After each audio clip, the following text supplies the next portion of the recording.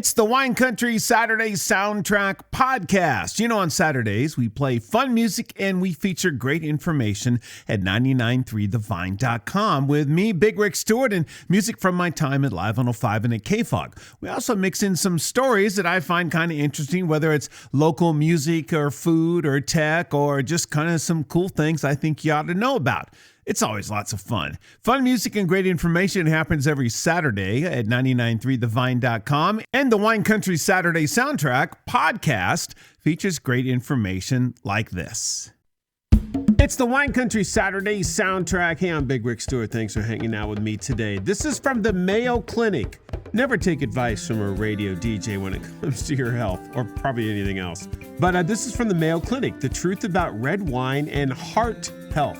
Red wine in limited amounts, they say at the Mayo Clinic, has long been thought of as healthy for the heart. You might have heard this. The alcohol and certain substances in red wine called antioxidants may help prevent coronary artery disease, the condition that leads to heart attacks. Links between red wine and fewer heart attacks aren't well understood, according to the Mayo Clinic, but antioxidants in red wine may increase levels of the good cholesterol and help protect the lining of your blood vessels and prevent blood clots. So you might have also heard that red wine has this certain special ingredient.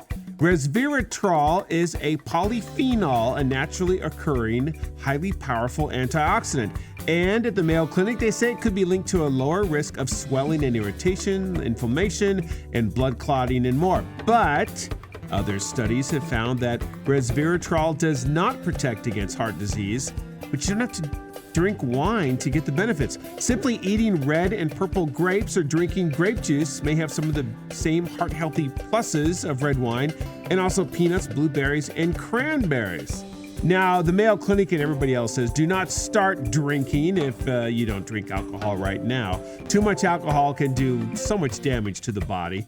And drink in moderation. That means 1 drink a day for women, 2 drinks a day for men. The reason why the limit for men is higher is because they weigh more and they process and break down alcohol a little better, I guess, according to the Mayo Clinic.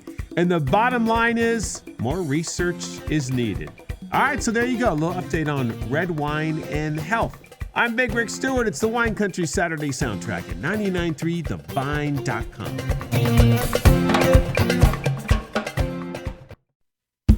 Hey, I'm Big Rick Stewart. It's the Wine Country Saturday Soundtrack. This story put a smile on my face from sfstandard.com, who actually are reporting a story from The Standard. San Francisco's new $3 wine. They say we tried the cabernet cure for rising inflation. So what's this all about? Well, they opened a Total Wine in San Francisco and everybody's going crazy about it. And so they looked for the cheapest bottle of wine. Actually, this is a bottle of wine that costs less than $3, but with tax or whatever, it's a little bit around $3. It's a $3 Cabernet they found called Hectare, not Hector, like Hectare, like the size of land. Okay, so The Standard gave this out to some of their newsroom staff, and they had their own reviews of this. A slightly displeased review came from a few, including an editor that said the Cabernet Sauvignon was, quote, all right, not too bad. Another one said that after a second sip, maybe it doesn't taste so bad after all. However, one person said, that's definitely a $3 wine. This is someone from the video team there. Okay, now how did they describe this? Well, at Total Wine, they say it's a delicious Cabernet, notes of dark cherry, currant, and dried fig. They give way to spice and soft, subtle, smoky hints. Enjoy with hard cheese, roasted salmon, or chocolate. Okay, and at that website, they get a 4.1 out of 5 with over 200 reviews. And Becky69 says, I love this stuff. The price is great. Well worth trying. I buy it by the box.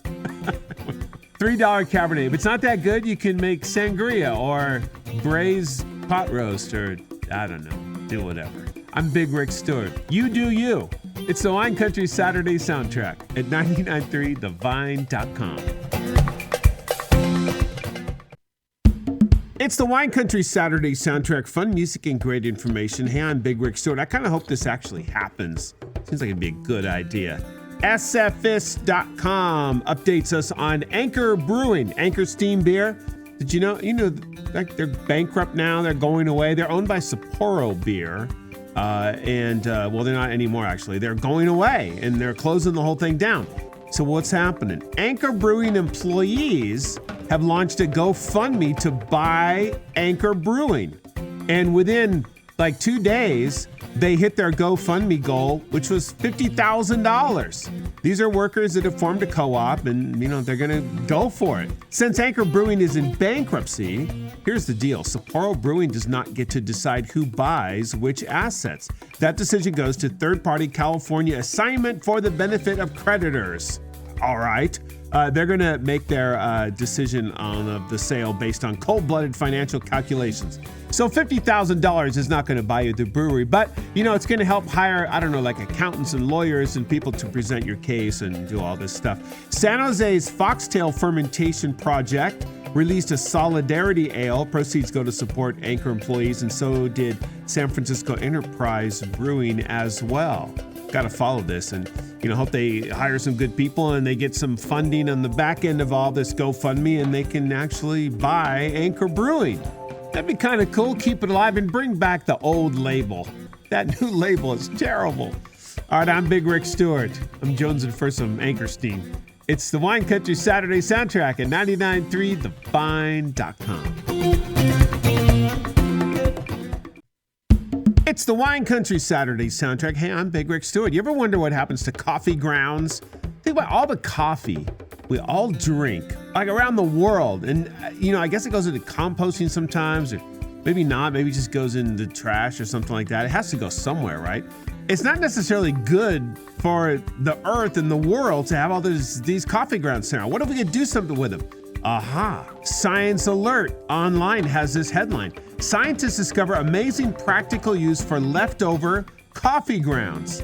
I know you can sprinkle it in your garden and do some other things, but check this out. This is amazing. The world produces a staggering 10 billion kilograms of coffee waste globally.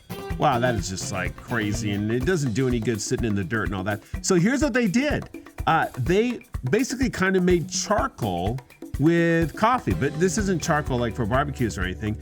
They heated coffee waste to over 350 Celsius, that's around 660 Fahrenheit, while depriving it of oxygen, which is kind of how you make charcoal. The process, they say, is called pyrolyzing. It breaks down the organic molecules, and they mix this into cement. It ends up producing concrete, they say, that's 30% stronger when they add these charred coffee grounds. They're working on creating some biochars from other organic waste, including wood, food waste, and agricultural waste. They're still doing research. It's all in the early stages, but this looks kind of cool and keeps it out of landfill and makes concrete stronger. Science Alert is where you can get this information. I like it. Enjoy your cup of coffee. I'm Big Rick Stewart. Have another one. It's the Wine Country Saturday soundtrack at 99.3thevine.com. I'm Big Rick Stewart. It's the Wine Country Saturday soundtrack. The future has arrived. It took long enough. A Bay Area company is going to be sending their flying car to next week's auto show in Detroit. Wow. NBCBayArea.com has this story. San Mateo company Aleph Aeronautics showed off its Model A. That's kind of a funny name, right? Because it's the old Ford Model A. They showed it off recently. The CEO says part of the reason they're taking the car to Detroit is so people can actually see this in person, maybe even touch it. Oh my God. But not drive or fly it. Not quite yet. Now, just this summer, if you think this isn't real, the FAA granted Aleph Aeronautics a special airworthiness certification that's going to allow the company to begin testing it in the air and on the ground. I mean, this is like a real thing. Do you want to be a test pilot for this? I got maybe applied online somewhere. So this company's been around since 2015, developing and promoting a flying car that's intended to take off vertically and tilt sideways to fly like a biplane. It's supposed to be all electronic, which is eVTOL, if you've ever seen that. And the range for flying is approximately 110 miles, they hope, and about 200 miles as a ground vehicle. Wow. This should be a big deal. The Detroit Auto Show starts next Wednesday, and we'll look to see how this San Mateo company does. I don't know. I got to follow this story. That sounds crazy. Although I'm not about to go flying around in the first flying car ever made. Maybe you are. Hey, it's the Wine Country Saturday soundtrack at 993thevine.com.